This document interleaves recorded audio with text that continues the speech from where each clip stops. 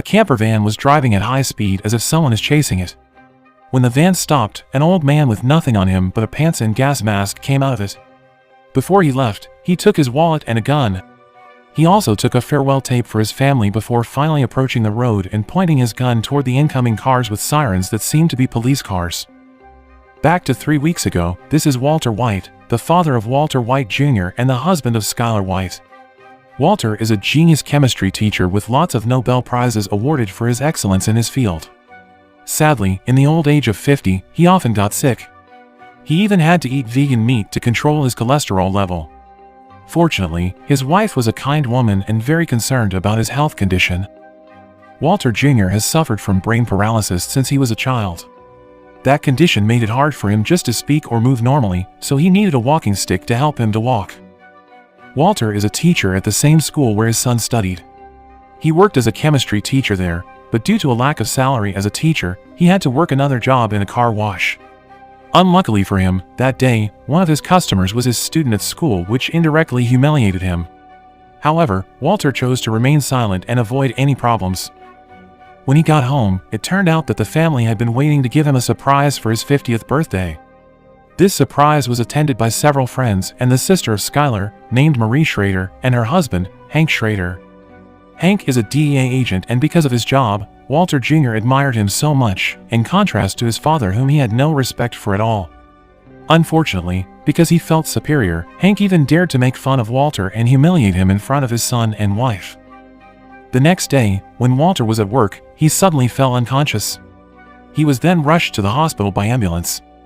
When the doctor asked about the symptoms, he admitted that he only had a mild cough due to lack of breakfast that morning, but after further examination by the doctor, it turned out that Walter suffered from inoperable late-stage lung cancer and his chances of life were only for a few more years.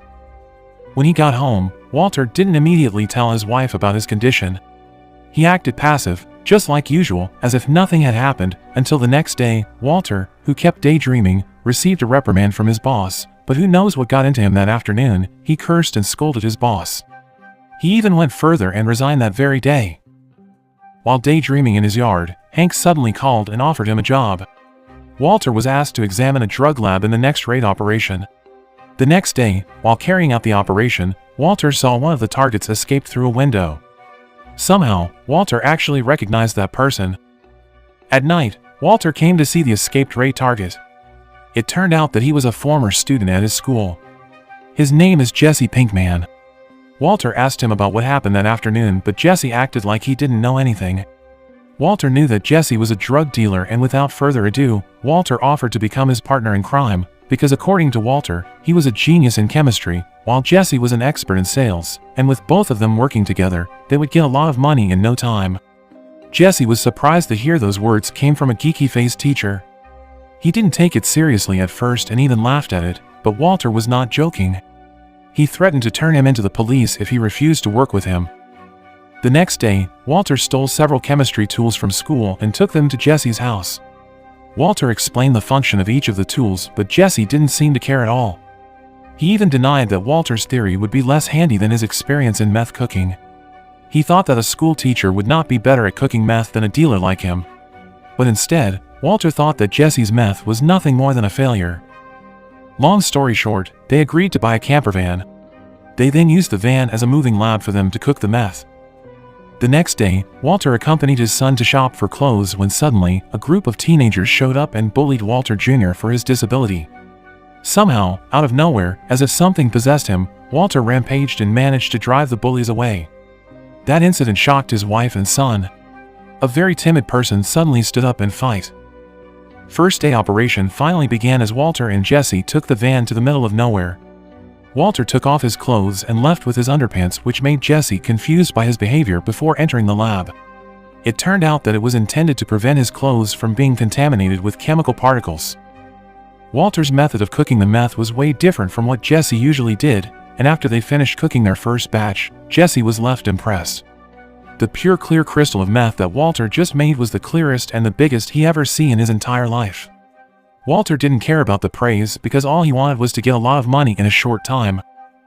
The next day, Jesse, who worked as a dealer for them, immediately asked a friend to sell their products. He came to Domingo, one of his friends who had a lot of links to distributing the drugs. He is Emilio's cousin, Jesse's former partner who was previously arrested during Hank's raid operation. After 2 weeks of staying at the prison, he had been bailed out of prison and had a grudge against Jesse. They detained Jesse at his house. Jesse was asked to confess where he got the meth. Cornered, he finally leaked the information. The arrival of these two strangers certainly made Walter confused. Moreover, Emilio recognized Walter's face, who was at the crime scene when he was arrested. This made the situation worse. They tried to escape but to no avail. He had no other option but to negotiate to save his life. He offered both of them his meth's secret formula. Long story short, the deal was made. Full of doubts, Walter started to cook to show them his formula. There was tension because Walter deliberately slowed down each step, until finally, Walter had finished making a crystal which turned out to be explosive. He detonated the toxic compound and immediately got out of the van. The compound immediately reacted with respiratory organs as a toxic that could cause death with just one inhalation. The explosive also sparked a fire that started to get bigger and burnt the grass around there. Walter immediately dragged Jesse and put on an anti-poison mask on him. He then immediately left that place. The scene back to the beginning of the film where Walter stood in the middle of the road and pointed his gun toward the oncoming cars. He initially thought that the incoming sirens were from some police cars who came to arrest him, but it turned out to be a group of fire trucks on the rescue to extinguish the fire from the fire sparks before. The next morning, Walter was having breakfast with his family when a person claimed to be from a network provider called him. Walter knew that it was Jesse. He was so pissed off because Jesse dared to call him through his home telephone number. House. Turned out, Jesse had bad news for him. Somehow, one of the men they locked in the van was still alive. It turned out that the chemical was not strong enough to kill both of them. He immediately went to Jesse's house to see it by himself, but before heading there, he visited the school and took a strong acid fluid from there. Domingo had freed himself from the van and escaped from there limply. Thankfully, Walter, who was on his way to Jesse's house, saw him. He immediately caught him and put him in his car trunk. After he arrived and saw everything, he argued with Jesse about everything that had happened. The relationship between Jesse and Walter got worse thanks to that. They blamed each other for the mess they made. Moreover, Jesse's ego made the situation even worse. The choice to let go of Domingo was not a good idea. Moreover, with the death of Emilio, Domingo's cousin, it was certain that he would revenge on them and finish off their family if he was freed. But after all, Emilio's dead body would soon develop an unpleasant aroma, so they had to get rid of it as soon as possible. Walter then suggested dissolving the body in strong acid. Upon hearing that, Jesse was shocked. Long story short, Jesse agreed with Walter's idea, which was to destroy his body with a chemical liquid so that it dissolved without a trace. None of them wanted to do the job and they ended up with a coin toss to decide who would do it. Jesse was chosen as the person who would dissolve Emilio's corpse. Meanwhile, Walter had to kill Domingo. Jesse immediately looked for all the necessary tools because the poisonous acid liquid needed a special plastic as a container. Meanwhile, Skylar's suspicions made her trace the number that had called Walter this morning. Skylar was flabbergasted when she found out that the number belonged to a drug addict and dealer, Jesse. At the same time, Walter visited Domingo, whom they chained in Jesse's basement, but instead of killing him, Walter gave him food and drink. He cursed himself for his cowardly action because he had no courage to kill Domingo. As if that wasn't enough, he rolled the pot that was on the table and smoked it. The next day, Walter accompanied his wife to check on the condition of their baby. The doctor said that Skylar would give birth to a baby girl. This certainly made them very happy, but before leaving that place, Skylar asked Walter about Jesse Pinkman because she had found out about him. Walter knew that he couldn't cover up anything anymore. He admitted that he had indeed bought some pots from Jesse to calm his mind. Skylar obviously could not accept that answer because his own brother-in-law was a DEA agent, but somehow, Walter asked his wife to respect his decision. The next day, while teaching in the class, Walter had a hallucination, but luckily, he was able to handle the situation. At the same time, Jesse had started to dissolve the corpse and was moving it out of the van when suddenly, Skylar came and barged into his house. Skylar threatened to throw him in jail if he still sells pots to her husband. Knowing that he was in an unfavorable situation, Jesse couldn't say anything in defense. He just looked down and hoped that this way, Skylar will leave him. A moment before Skylar left, she smelled the unpleasant smell, but luckily, she didn't suspect anything and immediately left Jesse. After that, Jesse began the process of dissolving Emilio's dead body with acid. Not long after that, Walter came. Jesse told Walter that he had finished his job. Emilio's corpse had been soaked with the acid in the bathtub. Walter couldn't help but be shocked to hear that Jesse used a bathtub to do the job instead of the special plastic container that he told him to use. They immediately headed towards the bathroom, but before they got there, the acid had been leaking through the roof from the second floor, and suddenly, the whole roof and parts of the bathtub, including the half-dissolved dead body, came out of the roof. The acid dissolved everything so badly that it destroyed the building underneath. Walter asked him to buy a plastic tub because the acid solution couldn't penetrate it, but he didn't do what was told, and that happened. Jesse finally learned his lesson. While cleaning up the rest of the mess, Walter briefly remembered his youth when he was still learning chemistry with a woman, but over time, he felt nauseous. Turned out, even though he had used a gas mask, he could still inhale the smell of the acid and the rotten body, which made him cough so hard. Things got worse when Walter found out that Jesse had been consuming the crystal meth that was supposed to be sold. Walter always said that they only cook it and not consume it, but Jesse refused the order. He brought up Walter's unfinished problem with Domingo and made it an excuse for his mistakes. Walter couldn't say anything but stopped complaining. For Walter, murder is the biggest violation of his morals and life principles. By murdering, many aspects are violated. He knew that if he let Domingo away, there is only be one thing that would happen. He would kill all his family, including himself. That turmoil is what kept him stalling and stalling for time. Meanwhile, his relationship and Skylar were also getting worse. The changes in Walter's behavior were really hard for her to accept. Walter often disappeared unnoticed, came home late, and had no reason for what he was doing. That made Skylar feel that Walter was hiding something from her. In the evening, Walter once again made dinner for Domingo. He removed the crust on the sides of the bread, just like Domingo did yesterday. Judging by that, not only that he feeds him, but he was also really willing to do it. Walter coughed while walking on the stairs to the basement, showing that his coughing had gotten worse. Just before he was about to hand over the plate, his cough sent him unconscious, making him drop the plate to the floor into pieces. 15 minutes later, Walter came back to his consciousness. He immediately cleaned up the broken plate and returned to make another sandwich for Domingo. After giving it, the two of them chatted. Walter admitted that he had suffered from lung cancer and wouldn't live much longer. Walter seemed to want to get better acquainted with Domingo. Domingo reminded him that not knowing himself too deeply would make it easier for Walter to kill him. Long story short, Walter's gentle nature was finally used by Domingo to let him go. Domingo promised to go far and act as if they had never known each other. The conversations became even more intimate from there, especially when Walter found out that Domingo was the child of the owner of the well-known furniture store, Tampico Furniture. As the chat between them went on, Walter's intention to kill him slowly started to fade off. Walter finally chose to believe in Domingo and betrayed Jesse. He had the key to the chain in his hand, and the only thing he had to do was to unlock the chain and let him go, but just before he returned to the basement, Walter took the broken plates from before and put it back together. He then found out that one of the broken pieces was lost and realized that Domingo had taken it when he was unconscious before. He cursed himself for easily believing his enemy. Walter returned to the basement and Domingo smiled at him. With great doubt, Walter asked him to turn around, and before unlocking the lock, Walter asked if Domingo was mad at him. Domingo said that he was fine and just wanted to go home, but apparently, Walter had found out that Domingo had planned to attack him to escape. Walter asked him about the broken glass that he hid and if he planned to attack him with it. Knowing that his plan was known, Domingo suddenly tried to attack him, but he was too late.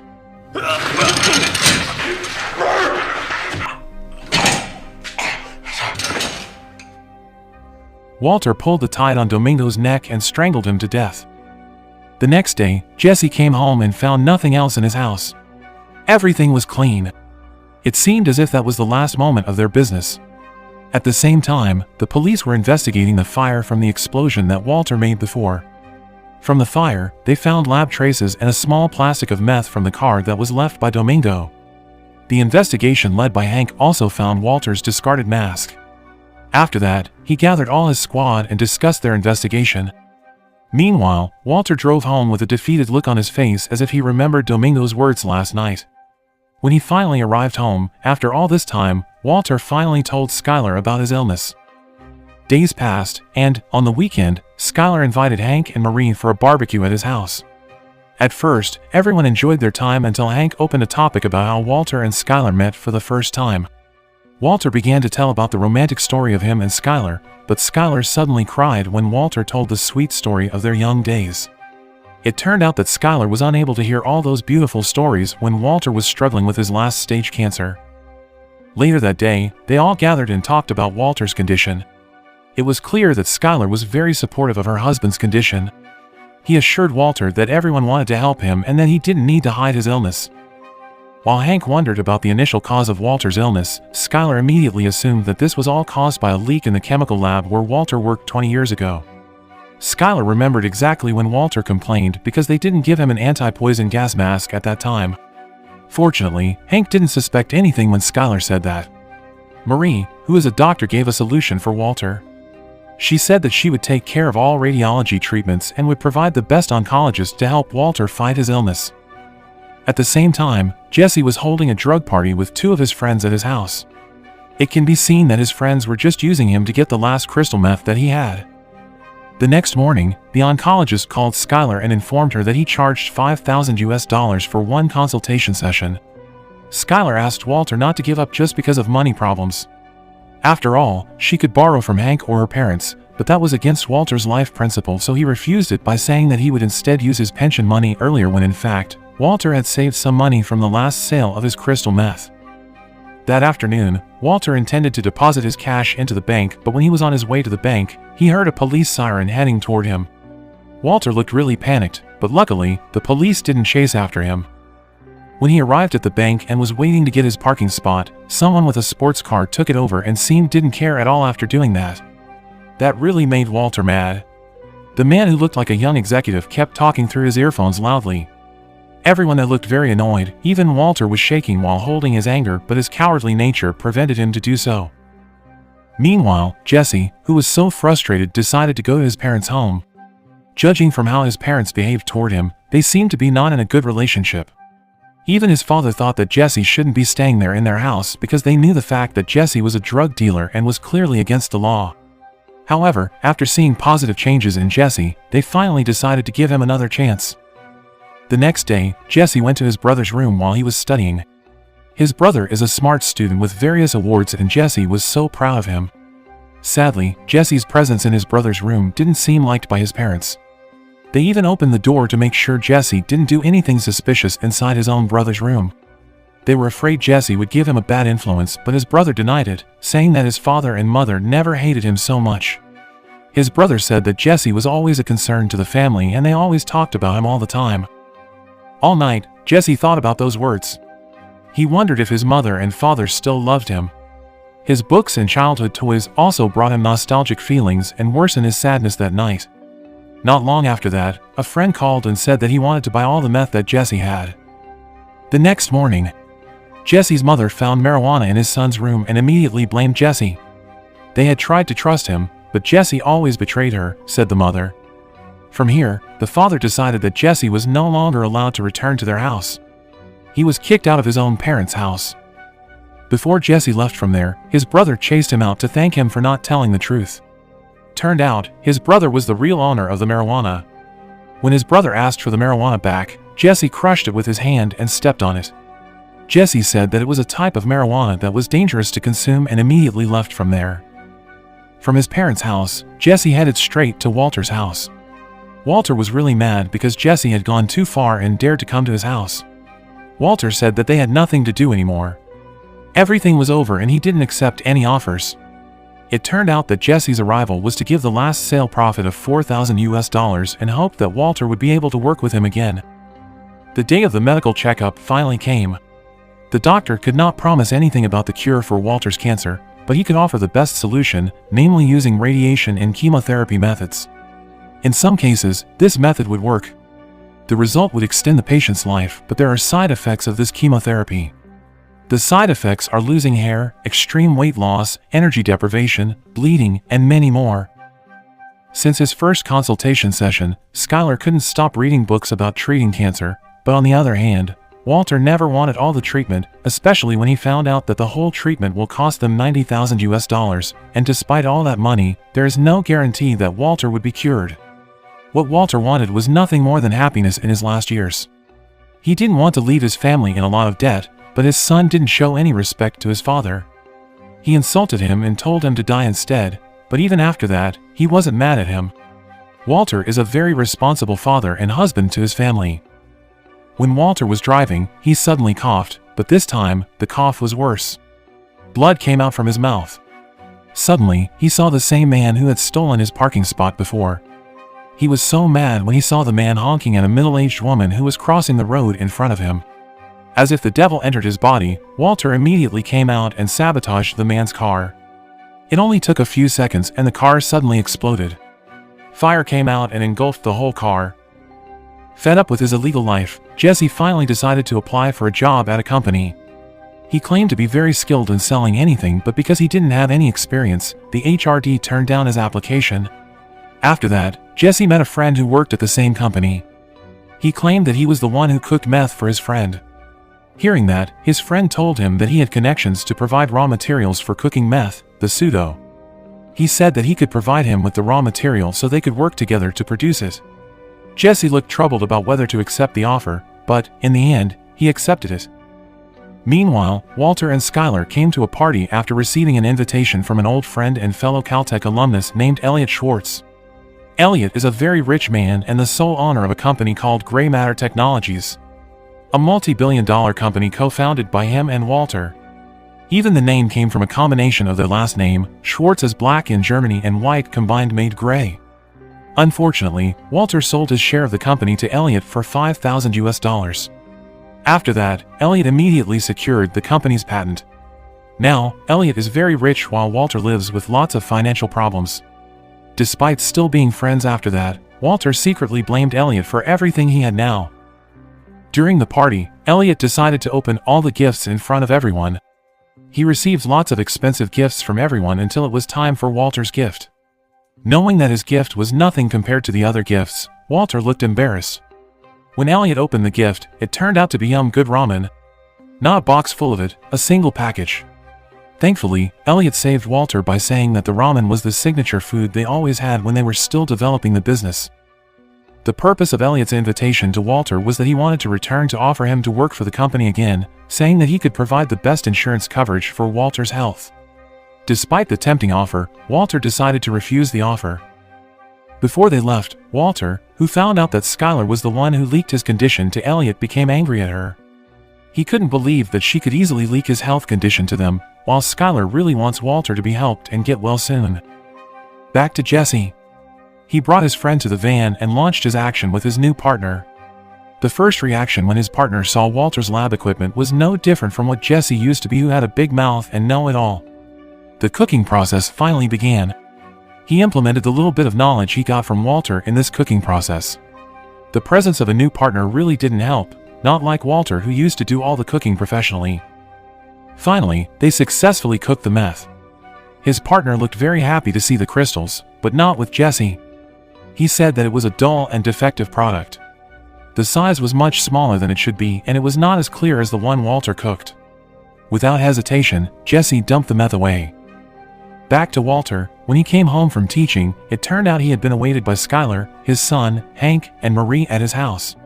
Turned out, Skylar had arranged that meeting to discuss Walter's decision to refuse treatment for his illness. One by one they started expressing their opinion according to each other's points of view. Skylar said that Walter should have received help from Elliot because money is what could really help him in this situation, followed by Walter Jr., who also expressed his frustration because his father had really changed, like someone who wanted to give up. But when it was Marie's turn to speak, opinions began to differ. Marie agreed with Walter's decision. As a doctor, she admitted it is sad for a patient to spend their last time just attending not-so-helping treatment and hearing the scary truth about his illness from doctors' exams. This view was also supported by Hank. Suddenly, Skylar became angry at them for not supporting her opinion, even though she wanted everyone to be honest in the first place. Meanwhile, Walter was just silent as if he saw his children arguing until finally, Walter took his turn to talk. Walter said that in his last days, he just wanted to spend time with his family. He didn't want to live like a dead person who could only lie down and put a burden on his family. He didn't want his last days to be remembered in that way, but he felt that so far, he had never made a decision based on his own will, so he asked everyone to be able to respect whatever he decided. The next morning, after waking up, Walter saw a pile of books on his wife's bedside table containing everything about fighting cancer. Walter felt that his wife's energy was really extraordinarily positive for his recovery. Then he went to his wife and whispered that he would take the therapy. Moving on to Jesse. The second cooking process has now been completed, but unfortunately, the results were the same. The meth was dull and of very poor quality. When Jesse was about to dump that second batch, his partner couldn't hold his patient anymore. He said that from the 2 batches of meth that they had cooked, they had wasted 3 pounds of pseudo and that they shouldn't just dump the product. A fight between them happened. Jesse splashed chemical liquid and pushed the man out, and he immediately left the place with the van. The next day, when heading to the hospital, Elliot's wife, Gretchen, contacted Walter and asked the reason for Walter's refusal of the hospital financing offered by Elliot. Gretchen said that the money was his right because, after all, Gray Matter Technology was formed by him and Elliot, and he had his own share of the company. She did not want to make herself a reason for Walter to refuse the money. Turned out, Gretchen was Walter's ex-fiancée as well as his former lab partner until Elliot took over the company and married her, but Walter casually lied and said that his insurance had covered all of it. Short story, Walter finally did his first therapy session. His body was wrapped in clear plastic and his chest was blasted with lasers. After doing chemotherapy, Walter came back to see Jesse, and without further ado, the first sentence that came out of Walter's mouth was to invite Jesse to cook meth with him again. The dominant character is starting to show in Walter. He made boundaries that cannot be broken for any reason. Everything related to lab work is his business, while all the affairs out there including selling and transactions are Jesse's business. No matter what, whatever happened out there, his job was to make the best meth crystals and Jesse had to sell it at all costs. That day, Walter returned to teaching, as usual, only this time, his cough was really bothering him. He had to go to the toilet once in a few minutes. Fortunately, a janitor named Hugo always helped him sincerely. The next day, Skylar took Walter to a psychiatrist. He revealed that lately, Walter seemed to refuse her presence and made her feel as if she is not needed. Walter also tended to hide his presence and suddenly comes home at night without any explanation of where he had been all day. Walter then explained calmly. He admitted that lately, he really liked to be alone, not because he didn't need her, but by being alone, he felt more alive and relaxed. He said that he often walked around while enjoying nature, looking at the views of plants and grass fields. He claimed that helped him get better and that the psychiatrist also supported him that way. What Walter said was half right. He was indeed gone away to nature. Not to be alone, but to cook meth with Jesse in their van. That day Walter was suffering from heat because of chemical contamination inside the lab. From here, Jesse accidentally saw chemotherapy marks on Walter's chest and started to understand the reason behind Walter's offer to cook meth again with him. Jesse assumed that Walter did all of this to make a lot of money for his family before he died. Jesse was a little disappointed, because, as a partner, he never knew the truth about Walter, but this incident brought them together even closer. Long story short, the cooking process finally finished. Jesse immediately sold the crystal meth that had just been produced to the usual place where he sells meth.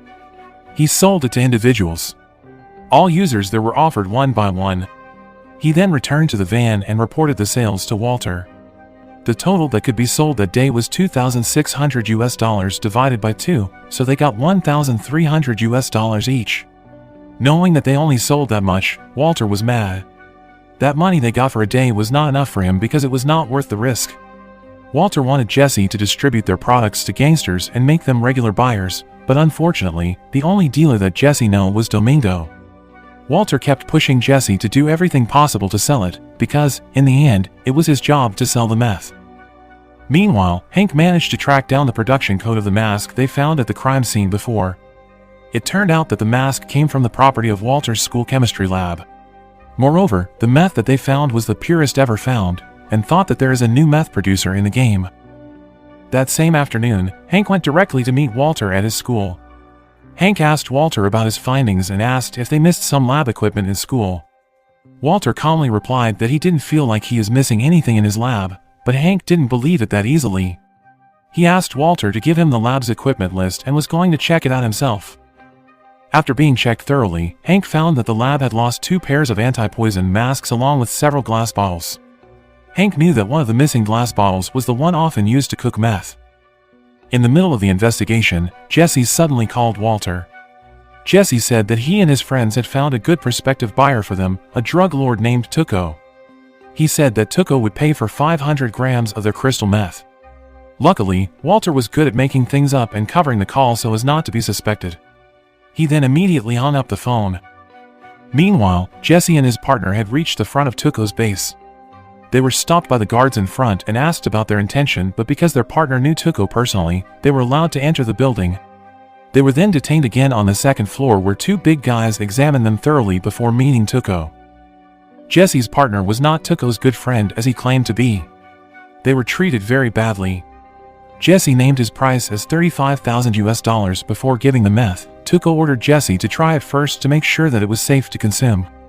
After making sure that it was safe, Tuco tried it himself and immediately liked it. He agreed to the trade and immediately asked the two of them to leave, but because he hadn't been paid, Jesse refused to leave the place and demanded the money.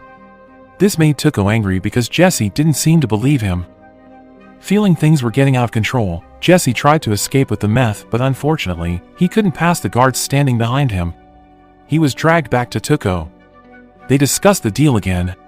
Seeing that Jesse was trying to take back the crystal, Tuco took $35,000 from his safe and put it inside a bag, not to give it to Jesse, but to bet him with it.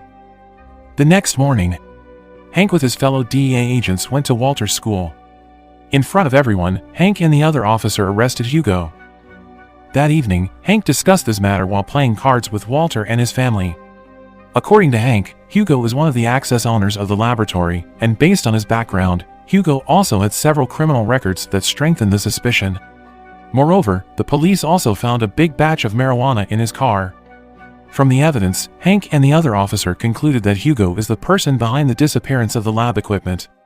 Knowing that he had brought an innocent person to his problem, Walter felt guilty. That incident took away Hugo's job and sent him to prison for several months, but however, Walter couldn't do much. Later, while taking a shower, Walter found that his hair was starting to experience great loss. It was in accordance with the side effects of the chemotherapy he was undergoing, so Walter wasn't too worried about it.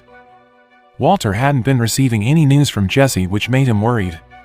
He then called him, but it turned out that it was not Jesse who picked up the call. It was his friend. His friend said that Jesse was in the hospital at that time. Walter went straight to the hospital. He immediately asked the man to tell him everything. Jesse had a broken bone in several parts and had not been conscious since last night. Walter firmly asked the man to explain everything about the person named Tuco. Meanwhile, the side effects of chemotherapy got worse each day. His hair loss became too much to handle. Not wanting to overthink it, Walter decided to cut his hair bald. His new look surprised his wife and son, but it seemed that he was fresher with that new appearance. Walter Jr. also admitted that he liked it. That afternoon, Walter was seen in the car holding a plastic bag of meth crystal in his hand. It turned out that Walter was in front of Tuco's base. After what happened to Jesse, Walter looked braver, far leaving his old self who was passive and cowardly. Walter told the guard that he wanted to see Tuco. He was led in to face the second guard and was examined. Finally, he went to meet Tuco. Walter refused to sit down. He immediately asked for $50,000, $35,000 for the meth he stole from Jesse, and $15,000 for Jesse's hospital fees. Tuco was not happy with his arrival, but Walter had an ace in his hand. He tossed one of the crystals from the bag, which immediately exploded after impact. Turned out, it wasn't meth he had, but a chemical compound Walter made that was capable of blowing up the whole building. From here, Tuco realized that Walter was not just an ordinary person. There was no other choice, either die together or do what Walter told him. Now, Tuco was the one who offered to cooperate with Walter. He also asked Walter to come back to bring him another 500 grams of meth the next. Tuco offered to become his regular. From this, Walter starts to take control.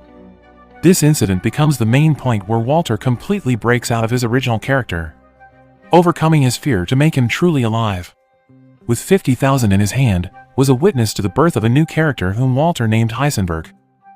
The next day, Walter immediately came to visit Jesse. It was seen that the house has now been opened for sale by a realtor because Jesse no longer had money. Jesse himself decided to live inside the van. Walter came to him and immediately gave him a share of $15,000 from the last transaction. Jesse was of course shocked to hear these words. He really couldn't believe that the geeky and cowardly Walter that he knew got the money, and even secured a deal with Tuco, but after all, the money in his hand was enough to prove that Walter was indeed made it. Walter also said that he had made an agreement with Tuco for weekly transactions. Jesse immediately refused it. According to him, it was impossible to be able to produce 500 grams of crystals because the main ingredient, pseudo, is rare enough to get, let alone in a big amount. A week passed, but Jesse kept complaining about everything. Now he blamed the transaction place that Walter chose and so on. Everything else is a problem for him until finally, Walter, who was already annoyed, asked him to leave because his presence was not needed for the transaction. No matter what, the transaction would continue, with or without him. Long story short, Tuco arrived at the transaction point. Turned out, Walter didn't cook the amount that he promised before. Walter admitted that he had problems in production. Tuco was mad because the amount was not as promised. While Jesse was too scared to even look at them and just kept his head down, Walter was brave enough to negotiate. He asked for full payment of 1 kilogram of meth. Walter knew that they really liked the meth he cooked. This way, he did not worry because they would dare to touch him. He promised to fulfill the remaining the following week. Not only that, but Walter also promised 2 kilograms the next week. He wanted to make sure that Tuco was able to pay for it. Hearing what Walter just said triggered Tuco's anger, but even though he looked annoyed at that moment, he only threw money to show his anger and do nothing to harm Walter. The deal made Jesse frustrated. Let alone cooking 2 kilograms of meth, they barely had enough pseudo for 250 grams of production. Turned out, Walter had a plan B for this situation. The scarcity of pseudo made him think that making it by themselves would be a good idea. Jesse's smile immediately appeared when he heard this. Then, Jesse was asked to find all the raw materials needed to make the pseudo replacement. Back at Walter's house, they were celebrating before the birth of Walter and Skylar's daughter. That baby shower event was attended by all family and friends. During the agenda, they opened every gift from the guests, but one gift really stole the attention.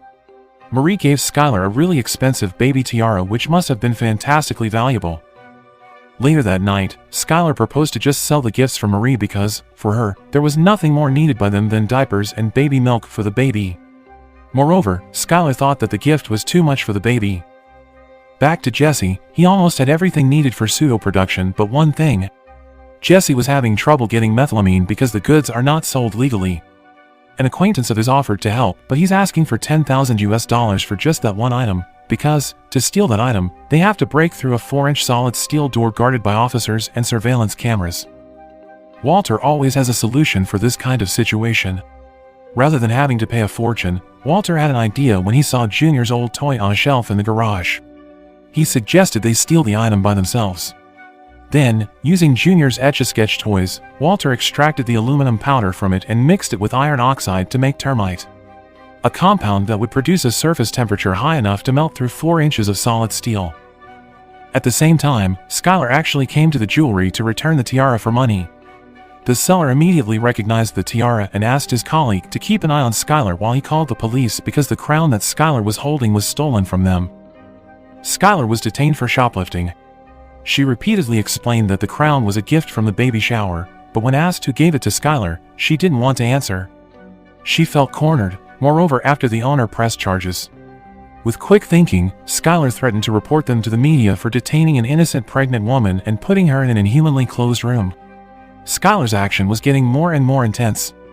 She even faked going into labor. The store owner didn't want to take risks, and because of that, Skylar was released. As soon as he left the store, Skylar immediately called her sister and asked for her explanation. Meanwhile, Walter and Jesse had now arrived at the storage warehouse. That place is monitored 24 hours a day. While using a mask to cover their face, they began their action by entering through the side gate. When they saw the security guards using the portable toilet, Walter had an idea to lock him from outside. They finally reached the steel door and used the termite to melt the lock. The moment they found the item they were looking for, they realized that the item they wanted was only packaged in a large quantity, so they had no other choice but to use all their strength to carry such a heavy drum of methylamine out from there.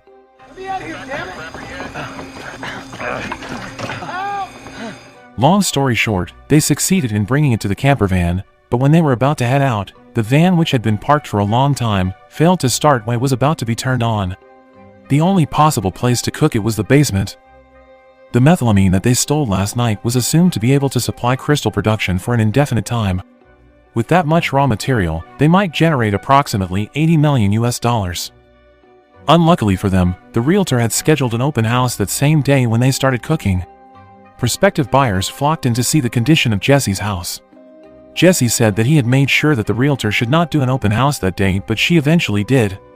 Jesse promised to handle all the ruckus and drove everyone away from there. Besides, now that he has a lot of money, he doesn't need to sell the house anymore.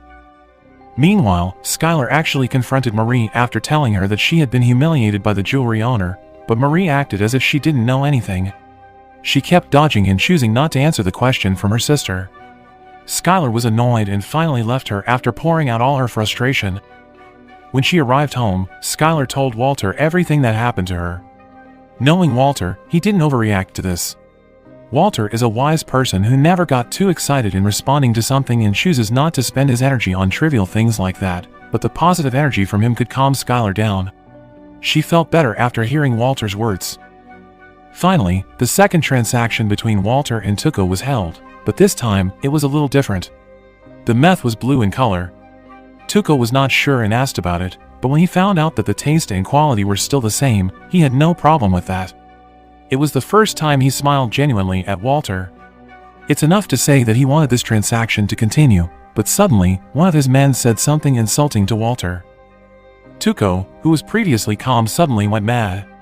He hit his man unconscious because he thought that the words from him seemed presumptuous and had the potential to ruin Walter and Tuco's relationship. After beating his men unconscious, Tuco smiled at Walter and immediately left them,